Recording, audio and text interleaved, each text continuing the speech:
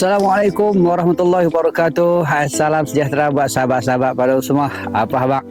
Pada doakan semoga kita semua diberkati oleh Allah Subhanahu Wa Taala dan dipermudahkan segala urusan dan diperluaskan pintu rezeki kita, insya-Allah.